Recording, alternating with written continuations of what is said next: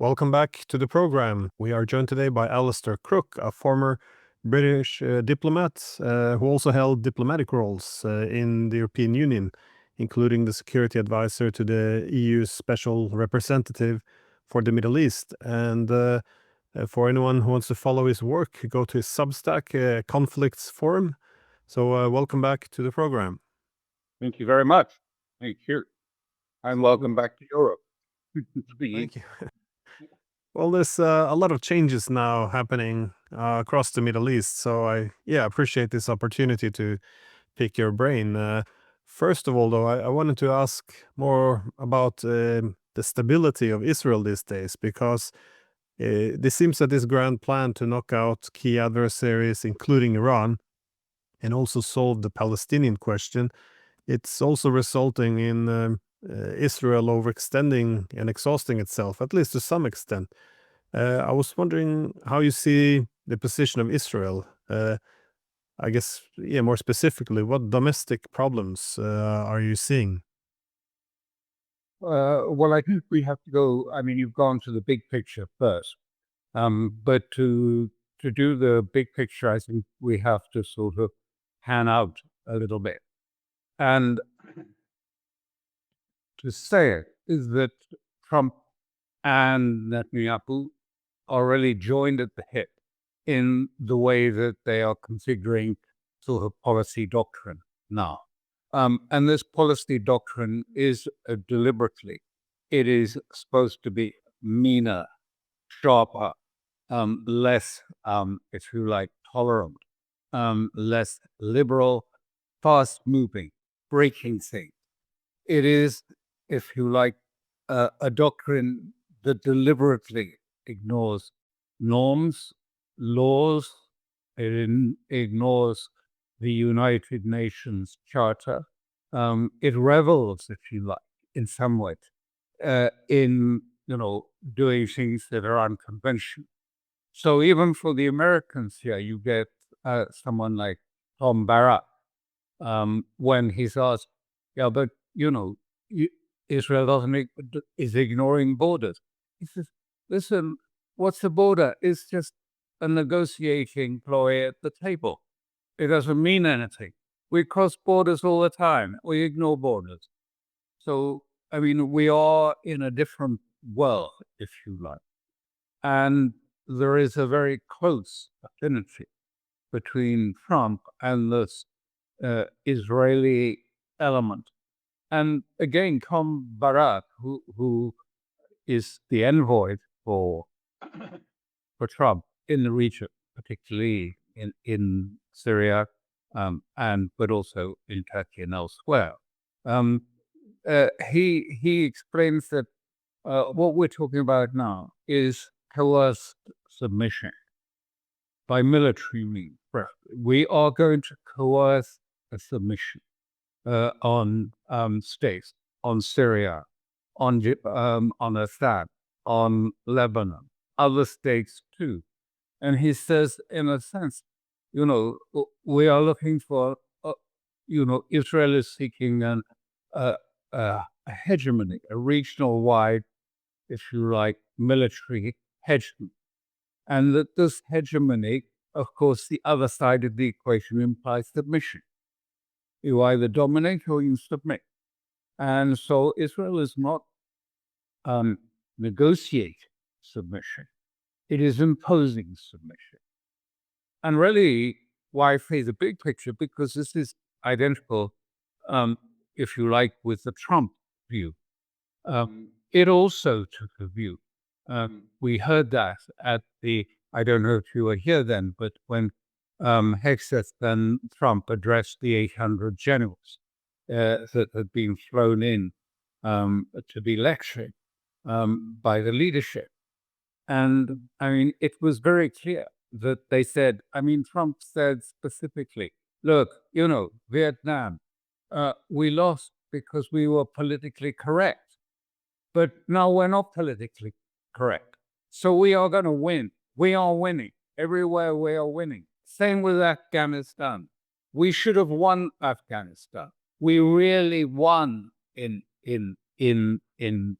Vietnam. And to which, his implicit message is, we had the firepower. We could have killed everyone. This is the sort of line that we've had from Trump and Hester. And Trump is saying, the American military, is unstoppable. It is the biggest the world has ever seen. It is the biggest. It is the best. It can impose on anyone, impose domination. So it seems that, that this really is the policy of Trump. I mean, he said these things pretty explicitly there, but where he's looking for a sort of domination to be achieved either from finance, by tariffs, or simply extorting investments into the United States from his allies and proxies. It is what I call, I don't know if that seems to make sense to you, but America is engaged in the recolonization of its colonies. I mean, that's what's happening. They're recolonizing Europe, who was already a colony or a vassal in the first place. But now they're being recolonized anew. And von der Leyen had to sit at the golf club and effectively promised everything to Trump. So, get back to your question. This is the overarching dynamics that we're in, which affects Russia and affects Iran and it affects the whole region of a sort of attempt to manage America's growing problem that its deficits may overwhelm the government and then debt as well. And to do that, it needs to create fear and a sense that people have no choice but to submit financially or in terms of military. Military is more appropriate in the Middle East because, of course, there's still the resistance that they wish to neutralize. You ask, Freddie, is this sustainable? Is this going to go on? What's happening inside Israel? Well, if you go back and you look at what State Hassan Nasrallah said at the beginning, what were the objectives of the resistance? And he said one was to exhaust Israel militarily. The second one was to trigger, if you like, divisions within Israel. And that certainly is the present, very much the case. And thirdly, then, to put into question the whole idea of Zionism. Zionism is expressed as, if you like, one people having special rights over others with whom they share the same land. And that really was the expression. And what we have seen is Israel has moved very much to a new Zionism. One put it, it's moved, Zionism has moved from Ben Gurion to Kehan. To quite a brutalizing right-wing type of Zionism, a new violent Zionism. And that is causing division, deep divisions in Israel, because many didn't feel that they would have signed up for this brutalizing. And when I say it's brutalizing, I of course referring to Gaza and to what's happening in Lebanon and everywhere. But it's also brutalizing internally. If you see any of the pictures coming from the protests by the hostage families who are calling for their families to be returned, they were treated worse than the Palestinians. They were spat at, they were cursed, they were called traitors, they were beaten by the police. These are Israelis, patriotic Israelis who just want their hostages back, but they were treated in a very brutalized way. So the state in turn has become more brutalizing, and externally moved even beyond brutality to genocide and massacre. So is that is this sustainable? Is this going to last in the longer term? Well, I don't know, of course, but I have my doubts. And one of those doubts is because, well, it doesn't matter that Europe is showing signs of having, changed its attitude. Certainly, the European street people, last Friday here in Italy, everything was shut in support of the Palestinians. Of course, it was more than just the Palestinian issue, but it was huge, unprecedented demonstrations, and everything was on strike at the same time. Yes, Europe is changing, but the key thing is what Netanyahu calls the eighth front that Israel is fighting. What is the eighth front? It's inside America. The eighth front is the front which they see as more existential virtually than any other front. That is the front whereby they present Israel's case. They support it. They have bought nearly all of the mainstream media, barring CNN at the moment. The son of Larry Ellison, I think it's David Ellison, has bought most of this. And now has come out the big struggle in the wake of the Charlie Kirk killing. That the question of of Israel trying to take control of young American conservative, particularly influencers, and they're losing that battle at the moment. They're losing the battle, even though they've got mainstream media. They may be winning it with the over 50s and 60s, but with the young, not at all. And some of the ones on the MAGA are really hostile to Israel and hostile to the what they see is Israel's complete, if you like, rupture of the First Amendment to the U.S. Constitution, the right to free speech, and that they require free speech and are going to fight it on that, but also on the issue of what is this takeover America? We voted for America first. So in the longer term, the question that I would say it all hinges on is the question is most of these young people are now lost to America. If this continues much longer, despite Trump and Trump being absolutely steadfast and being, they don't care really at the moment because they had Trump. But when Trump is in second term now, and the question is, having lost the young of America, ultimately they will lose America too. It's quite interesting because among the America firsters, they do recognize that Israel becomes the one exception where America has to come in second. Yeah, they do. The young are not doing that. I mean, I'm talking about the mega, the people who follow people like Nick Fuentes and so on, are laying up every day on their sort of shows the degree of the attempt that was made, as they claim, for Charlie Kirk to bully him and bribe him into staying and continuing to present the Israeli case to the young.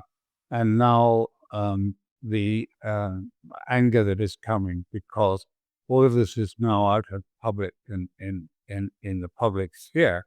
And there is, as I say, a big pushback because it's sort of conflated with a wider concern about First Amendment, about, control of speech in the wider sense. I mean, because all of these, there have been lots of revelations coming up now in this last period about people put on terrorist watch lists and senators who were being investigated by the FBI on the 6th of January.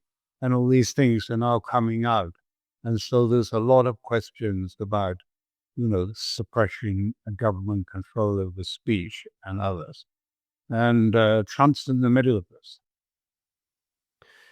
It is interesting that, like many people thought that Trump might walk back the empire. I think you're correct that I see rejected liberal hegemony, not hegemony altogether. So it's effectively replacing liberal hegemony with a not politically correct empire. It does remind me sometimes about late 19th century, though, and the whole premise of a liberal empire was replaced with more crude empire, which didn't really work under the pretense that it was advancing liberal ideals. But with I think sorry for interrupting, but I mean, it's quite clear from what he said with those generals and others. I mean, he kept saying, we were woke those days. And that's why we lost the war in Vietnam and Afghanistan and everywhere else. And now we're winning. Now we're not politically correct, and we will win and win. And he said, and there's nothing to touch us now because we have the biggest army, we have the greatest weapons. And so we're moving into a very militaristic, anti-liberal, if you like. I mean, the old rules-based order is gone. They don't want nothing to do with that. That's the era that is over. And we have this new one of, breaking the norms, breaking the laws, ignoring, the Charter of the UN, ignoring human rights, as we see. And that's okay with them. That's fine. That's the way of the future. And it's a very Israeli way, too. So they come together in a close fusion of understanding. I think, Trump sees. I know that during the sort of attack on Iran on the 13th of June, that was the sneak attack by Israel while there was supposedly negotiations taking place in Oman with Witkoff about the nuclear issue. Now, I mean, during that, people have said who were getting calls from Trump during the night. He kept saying, it's going to be great, isn't it? This is going to be a real showstopper. The Israelis are good at these things, aren't they? They're really, really good. You think they're going to win? They're going to win, aren't they? They are going to win. He was so excited because he really expected that, that what Netanyahu had promised, that Israel was about to collapse the house of cards that was Iran, and that then it would be just sort of open season, that they would walk into Iran, rather like in Syria, just walked in, the shop was left open, and they could take what they wanted. And so they expected that, and instead have got the opposite. So nonetheless, it hasn't seemingly dented Trump's aspiration for showing military dominance, either to Venezuela. Iran probably is next. But equally, the only thing I think is happening, well, I see what we see happening in Gaza.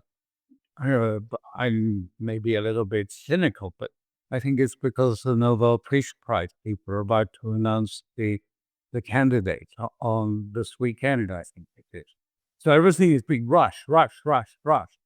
So we have, a proposal made, immense pressure put on by Kushner, by Turkey, by Gaza on Hamas. And so we have a rush proposal in which none of the details are really agreed. I mean, really, they're not, apart from the very first, paragraph 1. There will be, after 24 hours, the beginning of withdrawal. After 72 hours, the exchange of prisoners will take place. Well, we don't even have, this not even been settled how many Palestinians will be, or who. That's not been agreed. What happens afterwards, how it talks go, what is going to be the long term, what happens to Hamas, will it be disarmed, will be the basis, will the Israelis continue to attack? Nothing's agreed. Nothing has been agreed. It's typical just rushing to it. Let's just take the first paragraph and we'll sort out the rest of the detail. I think as you probably know, I've been involved in many ceasefire sort of initiatives between Israel and Palestinians. And, I know that these things have to be worked out in great detail because whatever you don't expect will happen. And mostly it will get blown up at some point. Well, at some level, one can sympathize with Trump's argument that they shouldn't have to fight with one hand tied behind their back. But there's a problem with the analysis, though, that if you just see everything in terms of material power, that they can destroy their enemies, this brutal, over pragmatic approach to conflict where you shed your constraints. But once one throws aside international law, morality, at some point, the people will begin to question what it's all for, though. The identity themselves, for not just Americans, but the Israelis as well, will come under some strain. I mean, if I look at Israel, I was traditionally, I've been quite sympathetic to the idea behind it. After the horrors that Jewish people suffered in Europe, I could see, I like the idea of them having their own homeland to defend themselves. But that whole idea, the secular Israel, which people look to in the 60s, 70s, it's largely gone, though. I mean, this new genocidal, very nasty Israel, it's do you see this being possible to hold together if it, I guess, abandons its own core identity in this way? I think, what you say is right. I mean, many Israelis too are concerned about, well, where are we going? Are we just going to spend, the next periods? Are we just there to kill as many Arabs as we possibly can and to keep everyone under control? Is this feasible for an army? Don't forget, Ben Gurion from the beginning said, look, we are a small country. We cannot sustain a professional army. We have to rely on reservists. And reservists are often not so well trained or quite poorly trained. Indeed, quite fully trained. And also, are prone, not to accept repeated call-ups because they have businesses, they have families, they have other commitments. So there is a large shortfall of reservists who have not turned up, even though they've been called up. They're not coming. And the morale is low. So first of all, there is that sort of issue. And I think, in a way, many years ago, I was in South Africa. This was during the apartheid era. And I was there. And my job, if you like, which I did, was I was in touch with the right wing of the Afrikaner elements, the Broederbond and others. And it took a long time. It took me a year to be accepted by coming up to their meetings and everything and sitting in a sort of sea of empty chairs as everyone came by hissing this at me. But ultimately, they began to say, and it became clear, and they said, the big question is, I mean, what will South Africa be for our grandchildren? Well, how will they live? What will it be like for grandchildren to live there? And so then the thing started to shift, partly because Anglo American and Oppenheimer and the big businesses were coming to the same conclusion. It wasn't the ANC, by the way, and the resistance support change. It was internally within the Afrikaner world. They began to doubt that their grandchildren had any future. So I think some of that must be working in Israel too. What are they going to say to their children about the future for grandchildren in Israel? Is it going to be permanent war? against the rest of the region? Is that likely to be, appeal, or are we going to see people start filtering away from Israel, those with second passports going abroad, leaving sort of lily pads of Zionists with already a very stagnant economy, and a stagnant economy because already the economy is under siege, and as things go, it's going to be even more so. And Netanyahu's made it plain that, to achieve the neutralization of the region, to achieve the de-radicalization of the Middle East, Iran has to be destroyed. There has to be a regime change in Iran. It's not about the nuclear issue at all. I mean, because, they've always said, look, Iran is full of clever young people with technical know-how. It has something like 5 of the main technical engineering institutes in the world in Iran. Very advanced in all these things. And so the Iranians say, well, I mean, even if they start from scratch again tomorrow, they will be able to move along an enrichment program without much difficulty. And Professor Postel has shown how, if they have the enriched uranium, you could do it in a small apartment enrichment. You don't need 10,000 centrifuges any longer. Once you get to a certain level, it's like a sort of upward, shooting curve to 90%. So I think, so this is inevitably going to come, I think. And I think, everything I see, I just don't buy Trump's sort of, talk of peace. And because I look back at what he said when he left, when he withdrew from the JCPOA. 2018 wasn't it? I think it was 2018 he withdrew from the JCPOA. And he was saying exactly the same things. There must be snapback. There must be, limits on missiles. There must be a complete severance of Iran's connection with its foreign policy, with its links with Hezbollah or with other movements, etc. And when he was, after his inauguration, he wrote what was called a presidential finding, a presidential national finding, which is a mandatory document on government in the US. I mean, every state organ has to abide by it. And that said very clearly, it was actually the same thing.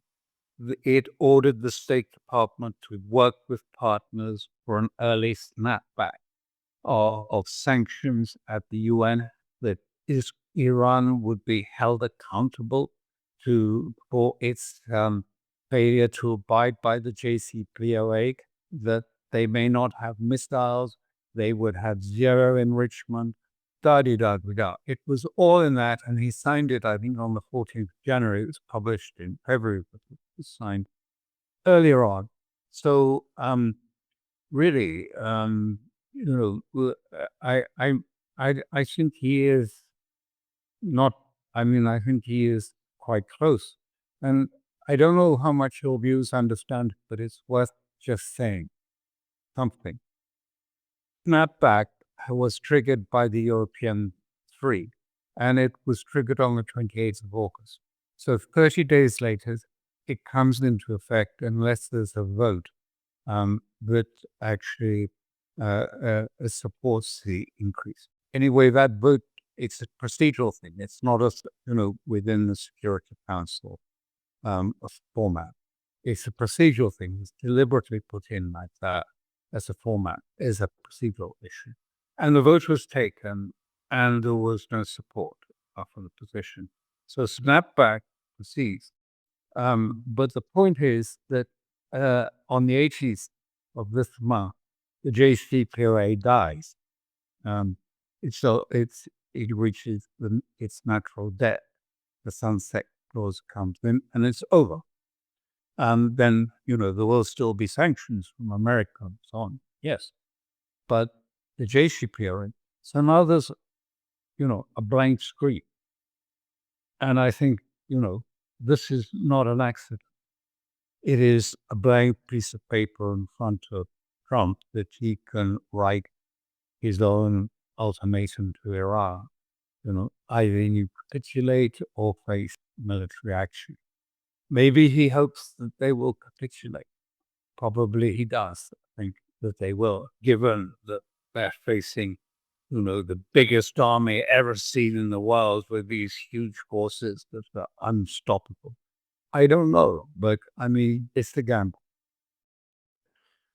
It seems that is, if he wanted the solution to the nuclear question, it could be done if easily, I would think, with the transparency. If it was just isolated from everything else, it seems very deliberate that in the nuclear agreement he packs into it the issue of the range of ballistic missiles, the regional partnerships for Iran, almost dooming any agreement to succeed. But if he wants the Iranians to capitulate, much like this deal or peace plan with Hamas seems like a demand for capitulation, it doesn't mean avoiding destruction. It just makes them more vulnerable. Then they leave themselves without any defenses. So do you think a war against Iran will come irrespective of how Tehran responds to Trump? Well, there's nothing to respond to now. That's my point I made. Snapbacks happen. It's done. The Russians and the Chinese say they will not allow any committee to sit to consider the consequences of snapback or, how it will be activated. And since Russia is the chair of the Security Council from the 1st of October, I think it's not going to happen. So there's nothing.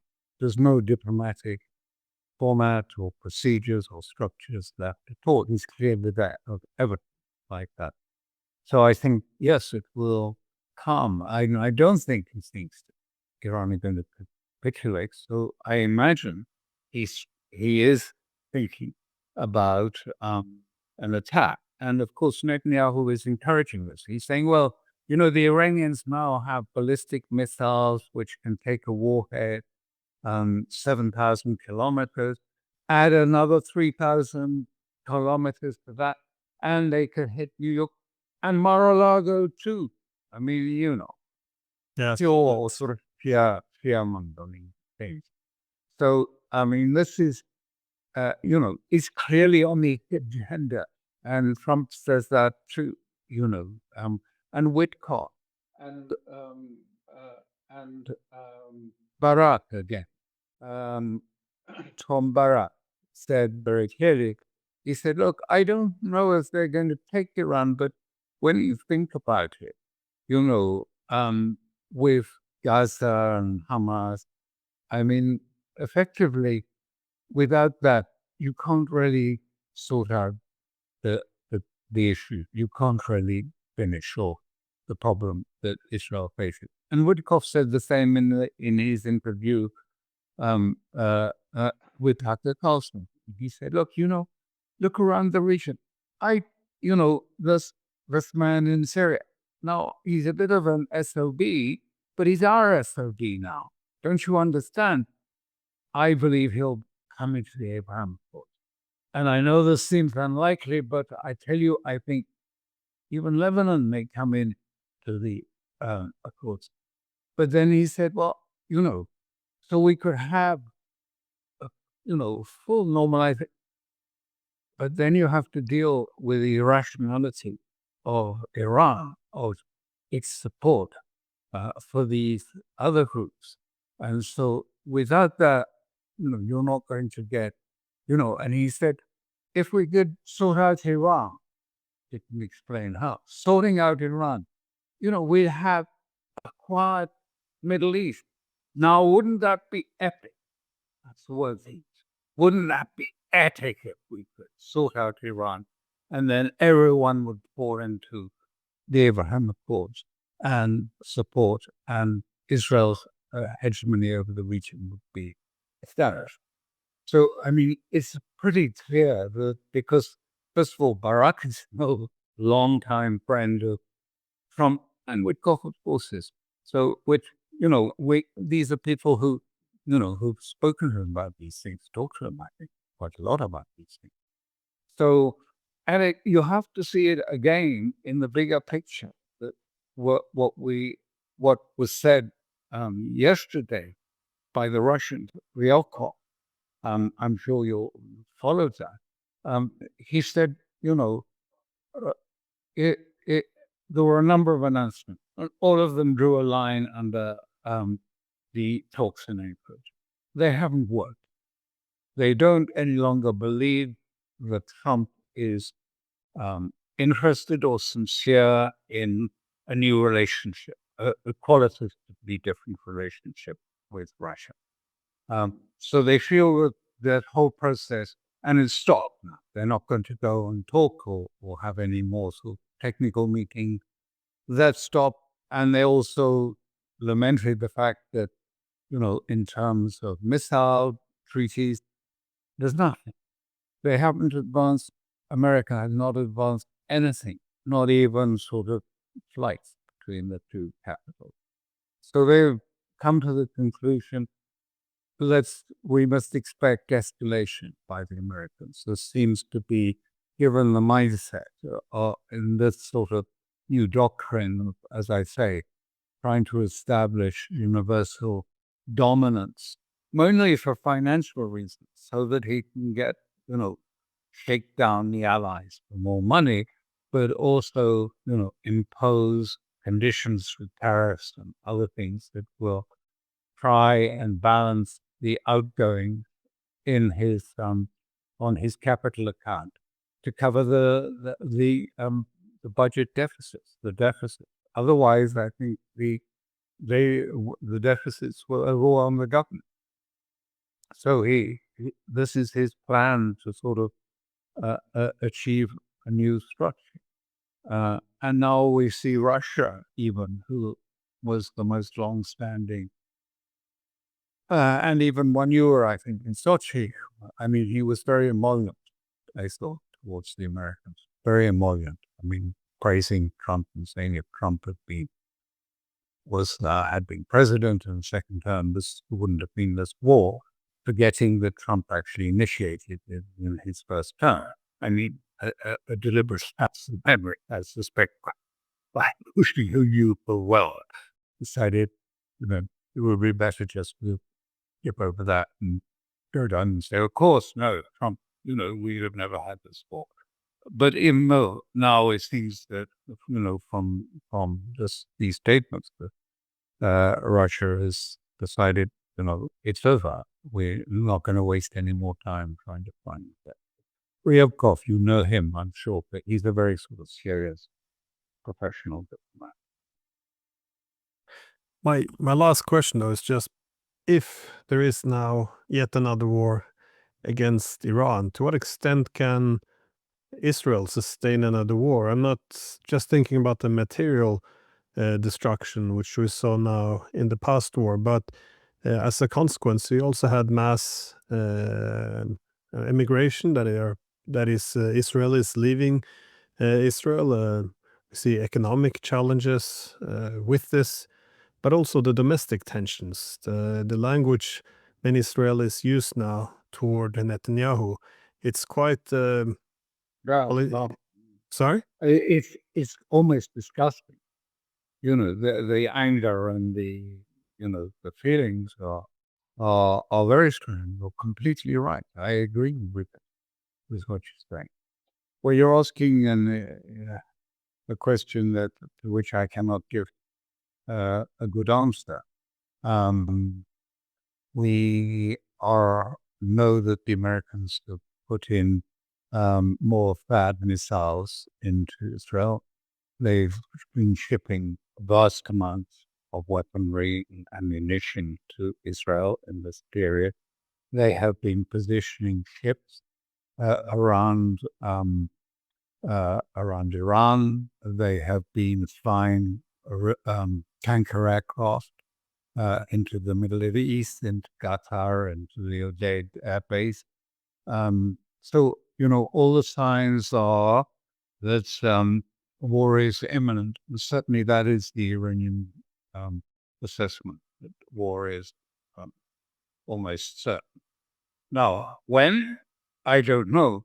But I would just say one thing that I think is material to this and why things are going in such a rushed way, possibly, apart from the Nobel Peace Prize, is that when I was in Lebanon during the 2006 war, it was very, very apparent that the Israelis do not like flying when, at that, by mid to late November.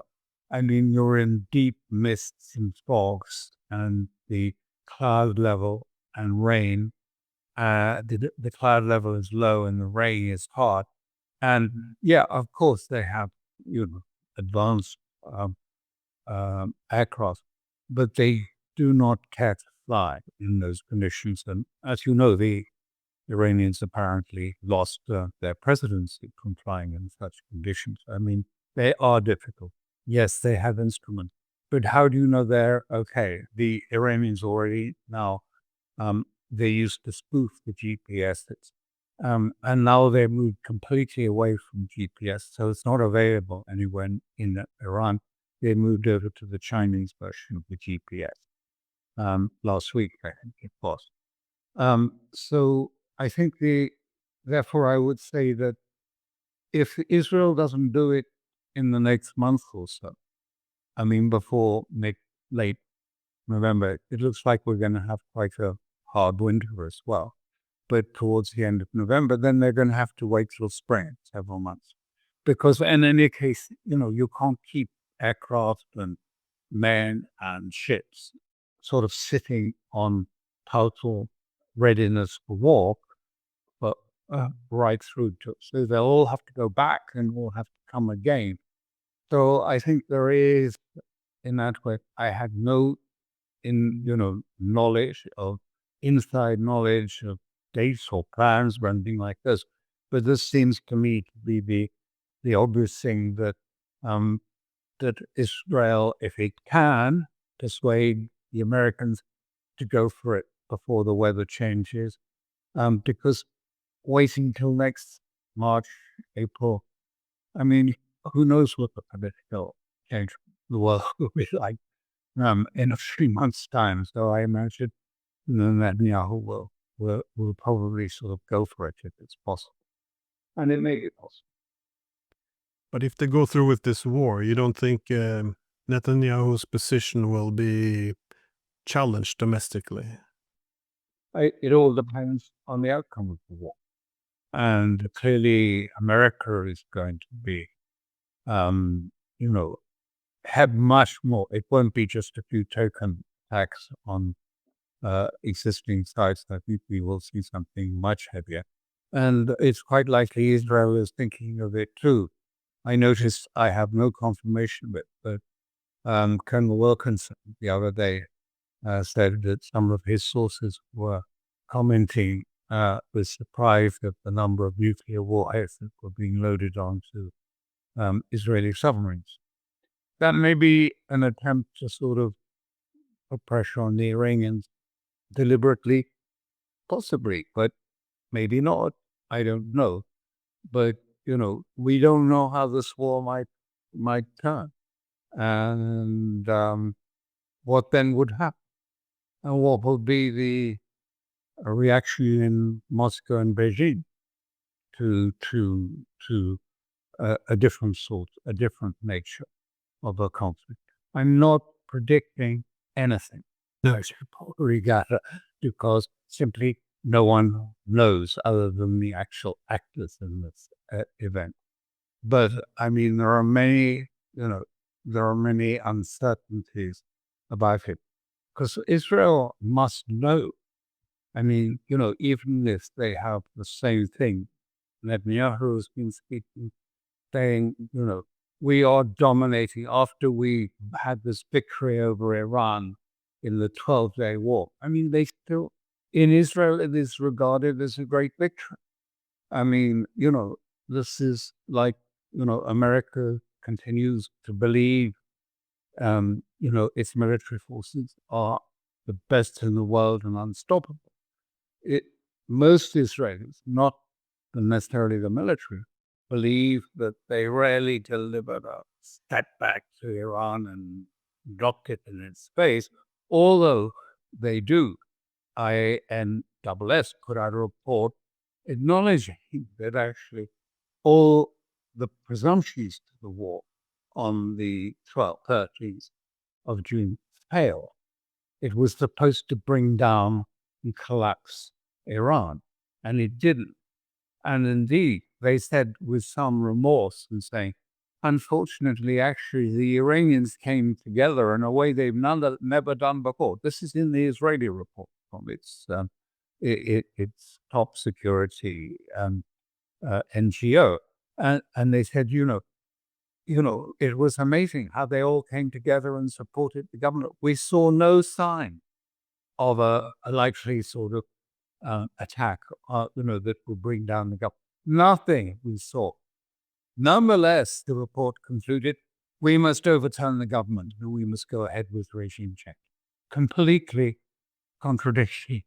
All the evidence that they produced so far, they then went, and then turned it and said, oh yes, but still, it's absolutely necessary to have an attack that can end collapse the government in Iraq, in Tehran. So, I don't know. Iranians may still think this is the way to a great victory, and then afterwards they would be secure, because I think they do believe. And I first heard it from Ron Dermer in the Hebrew. It was in a podcast, and the man was the interviewer. I can't remember who it was asking him and saying, about Gaza in the future, and Dermer was saying, look, Gaza. Now all the Palestinians have to be disarmed first. Okay. Then they must be de-radicalized. That's the way forward. That's the only way forward. And the interviewer said, well, Investor, what do you mean by that? What is de-radicalization? He said, well, for example, what had happened to the Germans after the ending of the war.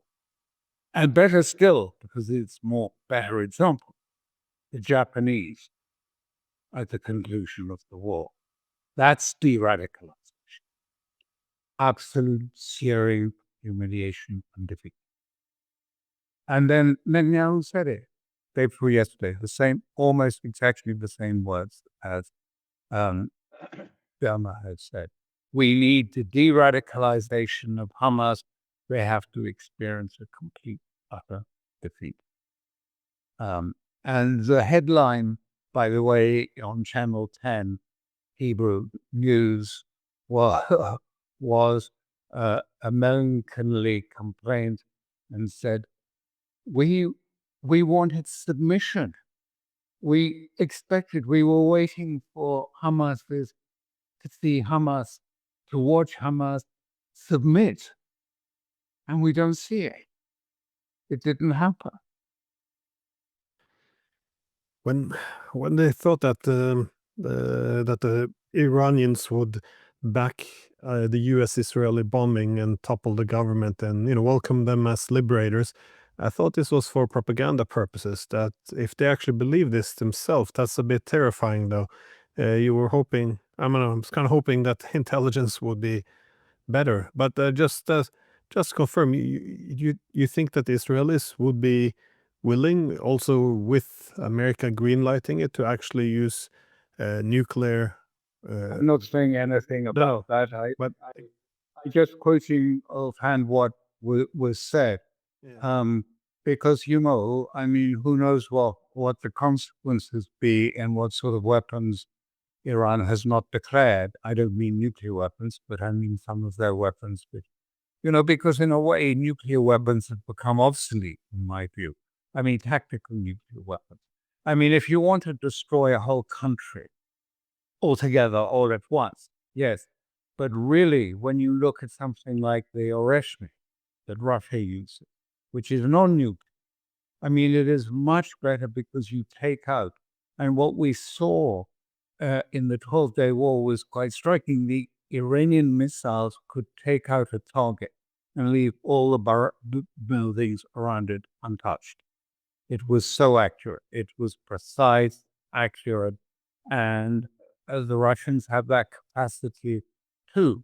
So, I mean, you don't need to sort of flatten 50 square kilometers of a city to hit one target anymore. You can do that precisely and accurately. So the whole of the language of this, the whole of the thinking of this, I think, is changing, but we're still stuck in the same mindset of sort of nuclear war. You have to go to nuclear war, and I don't think either Russia necessarily feels that, although the great fear in Russia is different, but could be similar in Iran. But the great fear in Russia, so I've talked to the Russians who deal with these issues, that they still believe that the Americans have some sort of conviction in a first strike capacity, and that a first strike capacity is not only possible, but would be a win. In other words, they would be able to strike first and destroy any Russian second strike abilities at the same time. Now, I'm not an expert at all to be able to weigh up the pros and cons or the correctness of this view, but I know that the Russian experts have a view like that, that the Americans, and indeed I remember an admiral who was in charge of the sort of nuclear file in America just a few months ago, was saying, yeah, we can contemplate a nuclear war with Russia and we would prevail in it. I mean, unbelievable. What a thing to say. What a stupid thing to say. But still, yes, I mean, we have to, I'd say the last thing I say often to the Iranians, who attribute to the West degrees of rationality that are not there. And I say, the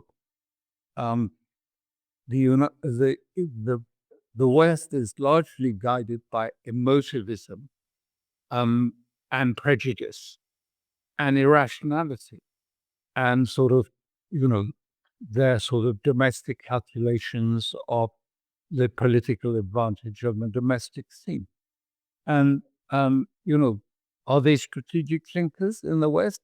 Well, I don't know any of the caliber that you probably were meeting on your recent trip. I mean, there are not many strategic thinkers in the West looking at these things, I believe. If there are, send me an email with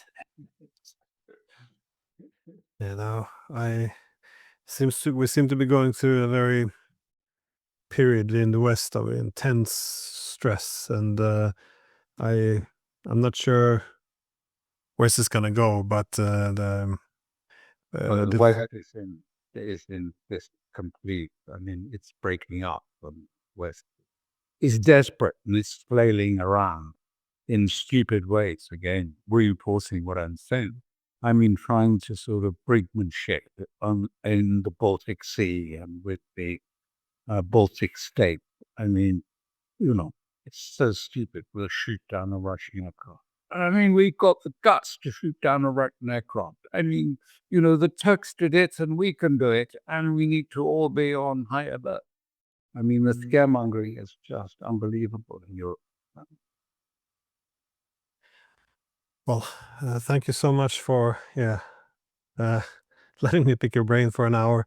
I really appreciate it. It's quite extraordinary how many of these brinkmanships we can be doing at once, taking on the Russians, Chinese, Iranians.